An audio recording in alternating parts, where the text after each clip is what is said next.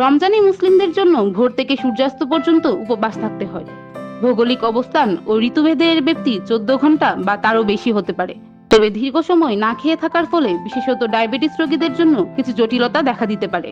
রোজা রাখতে গিয়ে ডায়াবেটিস রোগীদের কি সমস্যা হতে পারে এবং তা থেকে কিভাবে সতর্ক থাকা যায় তা জানা যাক। রোজায় ডায়াবেটিস রোগীদের ব্লাড সুগার কমে যেতে পারে। রক্তে সুগার অনেক বেড়ে যাওয়া বা হাইপারগ্লাইসেমিয়া ডায়াবেটিস কিটোএসিডোএসিড হতে পারে, যার ফলে রোগী অজ্ঞান হয়ে অনেক সময় মৃত্যু ঝুঁকির সৃষ্টি হয়, এমনকি পানি শূন্যতাও দেখা দেয়। যেসব ডায়াবেটিস রোগীর জন্য রোজা রাখাতে ঝুঁকি রয়েছে: টাইপ 1 ডায়াবেটিস রোগী, যাদের রক্তে সুগার অনেক কমে যাওয়া বা হাইপোগ্লাইসেমিয়ার হিস্ট্রি রয়েছে, অন্তঃসত্ত্বা ডায়াবেটিস রোগী, অতিরিক্ত শারীরিক পরিশ্রম করা ডায়াবেটিস রোগী, ডায়াবেটিসের সাথে কিডনির সমস্যা। জটিল পরিস্থিতি এড়াতে অবশ্যই শারীরিক অবস্থা বুঝে চিকিৎসকের পরামর্শ নিয়ে ওষুধ সেবন করতে হবে।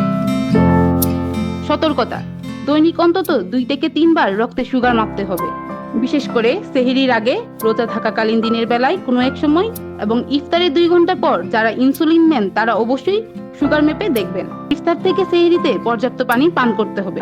প্রতিদিন কমপক্ষে 2 থেকে 2.5 লিটার পানি পান করতে হবে।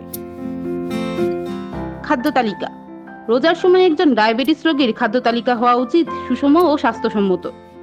সেহরিতে মিশ্র কার্বোহাইড্রেট যেমন বাদামি চালের ভাত, বাদামি আটার রুটি এবং চপ রাখতে হবে। সবজি, ডাল এবং আমিষ হিসেবে মাছ, মুরগি রাখা যায়। টক জাতীয় ফল ও টক দই রাখতে পারবেন।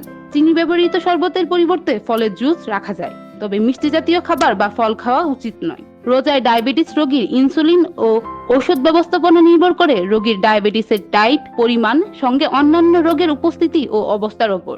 তবে রোগীদের উচিত রোজার আগেই ডায়াবেটিস ডাক্তারের সঙ্গে দেখা করে ঔষধ ও ইনসুলিনের পরিমাণ নির্ধারণ করে নেওয়া।